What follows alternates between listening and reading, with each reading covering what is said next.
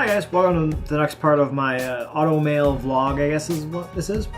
So I was not satisfied with the Mark II prototype at all. I thought it looked crappy and decided to pull it all off and see if I could remove the tape, which I couldn't do. So instead I just quickly rebuilt another one.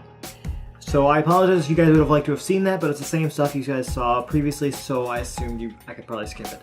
If you want to have seen it, let me know and I'll take that criticism into account the next time. I also redesigned the top plate because I kept having this piece that was going on the side, and like I could just incorporate that into the top piece. So I did. Also on these guys, I am using the trick of using googly eyes to imitate rivets. Not what I'm going to do for the final version, but hey, I'm going to give it a shot, see how it looks for this. So the next step I'm going to try is to use a tip that I got from one of the other videos that I've watched that have basically gone up since I started my very first prototype.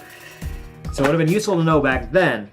But apparently other people use this stuff called Plasti-dip to coat the foam and basically turn it into a better material for painting and strength and stuff like that. So, I heat treated these guys to close up the porous nature of the foam. I'm going to cut to me spraying these because this is a new step you guys haven't seen, so I'll actually show that. And I'll spray this, and current plan is to do 3 coats over about an hour and then let it sit for 24 hours. So, here we go. I have a little trouble with the spray actually moving the pieces around.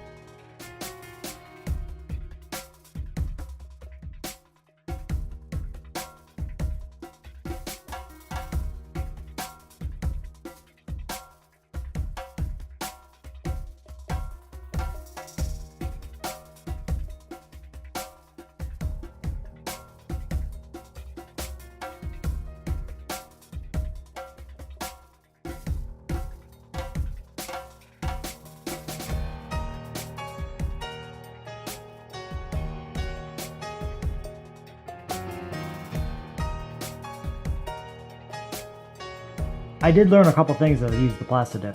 First is that I needed more than I would have expected. The second is that there is no such thing as too thick for it seems.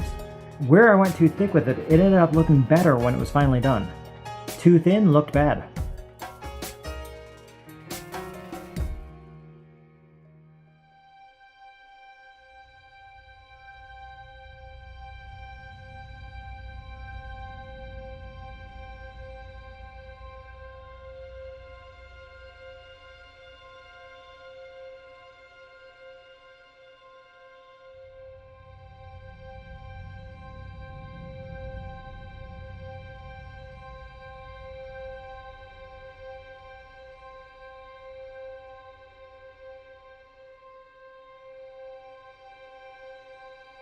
So I've gone ahead basically and finished up the Mark III prototype of the Gauntlet, and here it is. Now when I used the Plasti-dip, I had an unexpected little event happen. I fixed it on the majority of the stuff, but you can see on the top piece here, which I haven't fixed yet, a number of them have On the pieces that were glued together, like, you know, this piece and the top part and the bottom plate, which I glued 2 pieces together for the bottom plate to make it a little bit thicker. But basically, anytime I had 2 pieces that were glued together, the Plasti-dip pulled it up and separated them.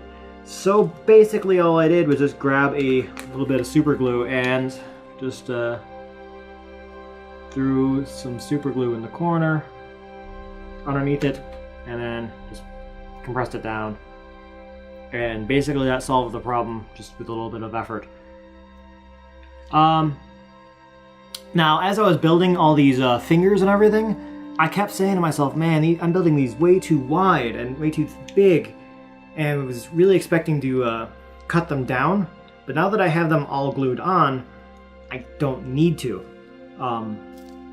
They actually feel completely fine, and I'm actually gonna, like, for the stripped part around the finger, I intentionally made them longer with the mindset of, if I need to, I can cut them down, but it's harder to go the other way. So I was fully expecting to cut these down when I was assembling them, because this is rather loose and this is rather loose, and they're rather big. But now that they're glued onto the glove, it actually doesn't matter.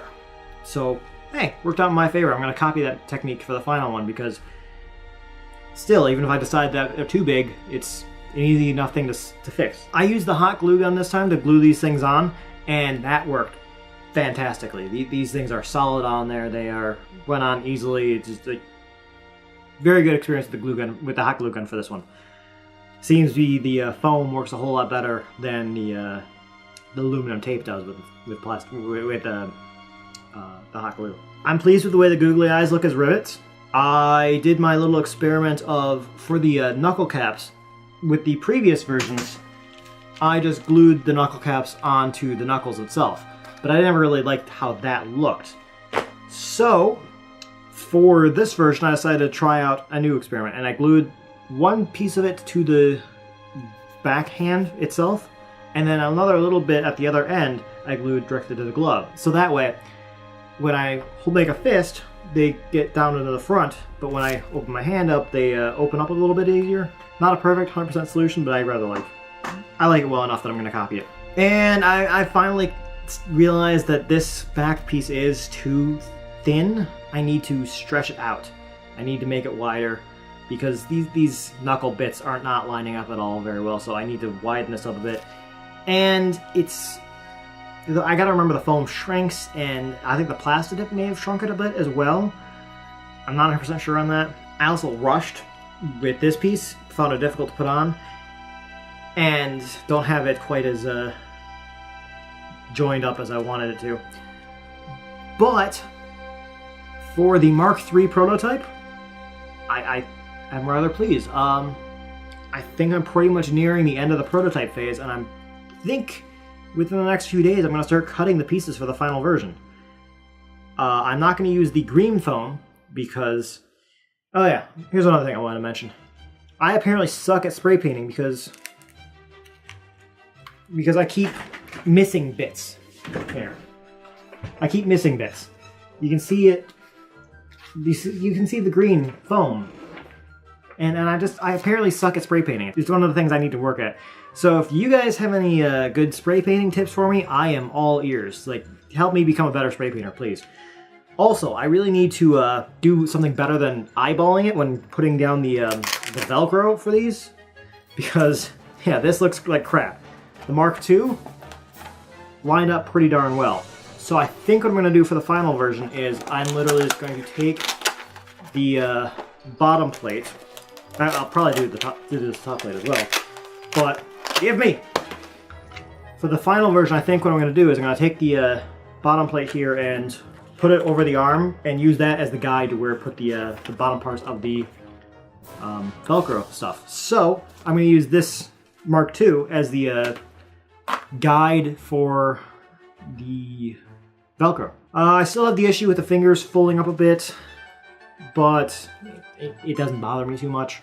I did like in this prototype that I did the double layer on the bottom. I think that worked out well. And I'm actually surprised with the Plasti-dip and the foam.